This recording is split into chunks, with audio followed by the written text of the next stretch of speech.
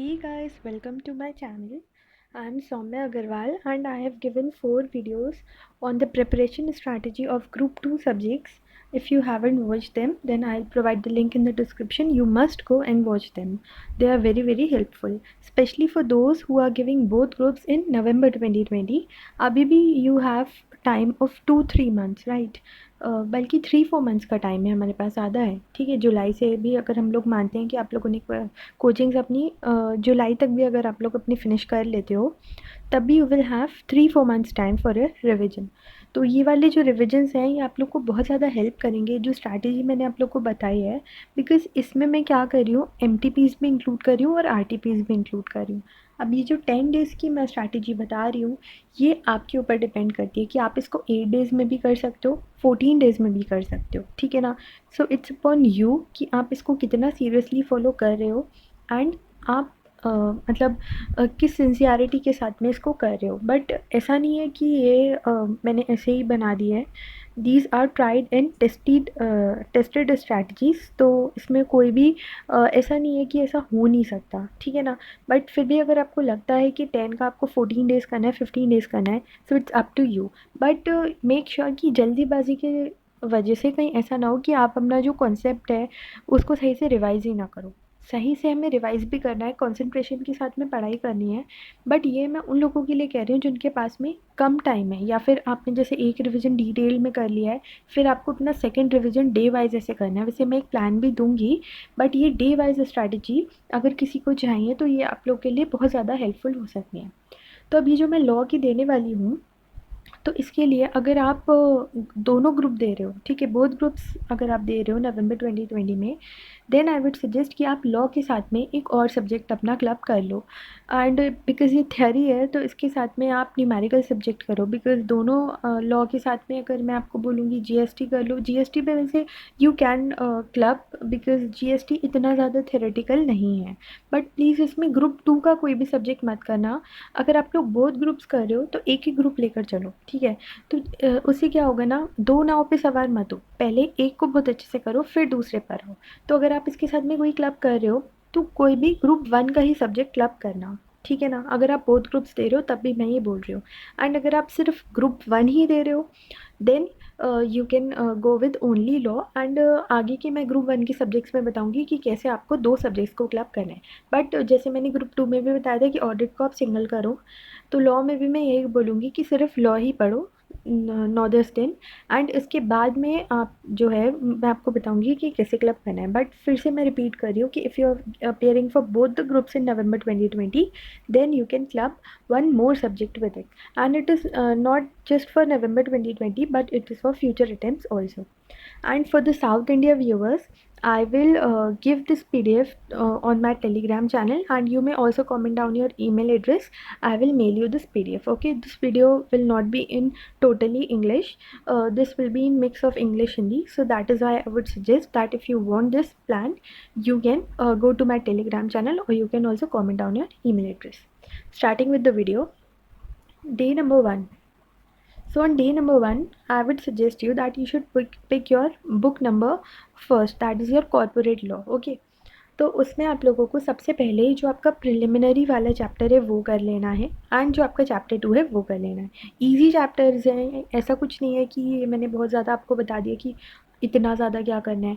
And मैं मान के चलती हूँ अगर कोई बोथ ग्रुप्स दे रहा है तो 10 से 12 घंटे तो वो पढ़ ही रहा होगा। सिंगल ग्रुप अगर दे रहा है तब भी 5 से 6 घंटे इनिशियली, एंड उसके बाद में फिर तो इंक्रीज़ करना ही होता है आवर्स, ठीक है ना। तो लर्निंग वाले आवर्स तो आपको अपने अकॉर्डिंग देखना है, बट ये टारगेट्स मुझे अचीव चाहिए। तो आपको chapter number 1 and chapter number 2 करना है। अब आप क्या करोगे, अगर आप टीचर से आपने किसी से पढ़ रखा है कि कोचिंग्स ले रखी हैं आपने, तो आप टीचर का मटेरियल करेंगे, स्टडी मटेरियल के आप एटलीस्ट क्वेश्चंस करेंगे। बिकॉज मैं मानती हूँ कि आप लोग कंफ्यूज हो सकते हो, बट फिर भी मैं आप लोग को ये सजेस्ट करूँगी कि एक बार अपने टीचर के एंड स्टडी मटेरियल की जो लैंग्वेज वगैरह है ना, उसको एक बार ज़रूर देखना कि क्या आपकी जो टीचर का मटेरियल है उसमें वो सारे के सारे टॉपिक्स, वो सारी की सारी लैंग्वेज एंड वो इलस्ट्रेशंस वगैरह का जो लेवल है वो कवर हो पा रहा है या नहीं हो पा रहा है। बिकॉज जो पेपर आते हैं वो स्टडी मटेरियल से ही आता है, एंड फिर बच्चे ये बोल देते हैं कि स्टडी मटेरियल से पेपर आया है, पेपर आउट ऑफ सिलेबस आया है, ये बोल देते हैं बिकॉज वो स्टडी मटेरियल पढ़ के नहीं जाते।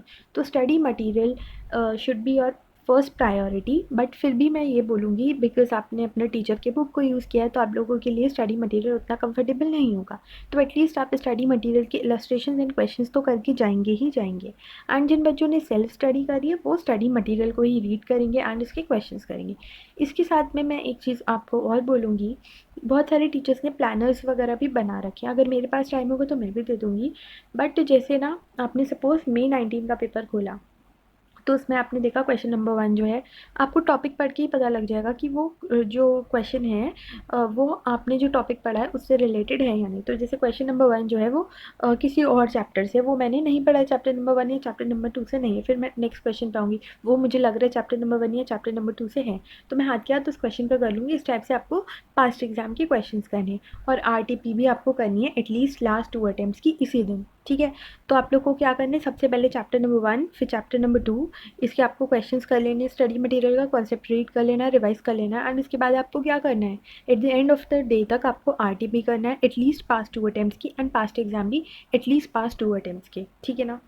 ये आपको हर दिन करना है, तो ये मैं बार बार रिपीट नहीं करूँगी, दैट इज़ वाई मैंने आपको फर्स्ट जो डे है उसी का ही बता दिया। अब डे नंबर 7 में भी आपको यही मतलब डे नंबर 2 में भी आपको यही करना है, 3 में भी यही करना है, ऑल 10 डेज आपको ये वाला काम तो सारे के सारे चैप्टर्स के साथ में करना ही करना है, एटलीस्ट 2 अटैम्प्ट्स का, ठीक है। मैं ज़्यादा नहीं कह रही हूँ, at least 2 attempts, your attempt and previous attempt, and अगर आप पास्ट एग्जाम कर रहे हो देन प्रीवियस अटैम्प्ट एंड उससे पहले वाला जो होगा, ठीक है ना। फिर उसके बाद में डे नंबर 2 को आपको चैप्टर नंबर 7 करना है, जो आपका शेयर्स वाला चैप्टर, सॉरी मीटिंग्स वाला जो आपका चैप्टर है, ठीक है ना।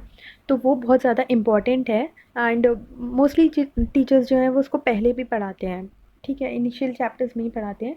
So that is why I would suggest that you should go with this, तो इससे आपका बहुत ज़्यादा मेजर पोर्शन जो है वो कंप्लीट हो जाएगा आपके सिलेबस का। फिर डे नंबर 3 में चैप्टर नंबर 4 आप दीजिए, चैप्टर नंबर 4 को। फिर डे नंबर 4 में आप चैप्टर नंबर 5 एंड 6, इसके साथ में वही RTP स्टडी मटेरियल ये सब तो चलना चाहिए एंड पास एग्जाम। फिर डे नंबर 5 में आपको चैप्टर नंबर 3 करना है अपने कॉर्पोरेट लॉ वाला, एंड चैप्टर नंबर 4 जो आपका स्टैट्यूट है वो छोटा सा चैप्टर है, जिसको आप डे नंबर 5 में निपटा सकते हो। फिर उसके बाद में डे नंबर 6 में आपको चैप्टर नंबर 8 करना है, चैप्टर नंबर 3 करना है अदर लॉ का। जनरल क्लॉजेज एक्ट है, इसके मेरे लेक्चर्स भी हैं CA ड्रीम्स यूट्यूब चैनल पे, अगर आपको कुछ दिक्कत आ रही है तो आप उससे भी पढ़ सकते हो, but I have use study material, okay ना। देन डे नंबर 9 जो है उसमें आपको chapter number 9 and chapter number 10, now ये अकाउंट्स एंड ऑडिट वाला है।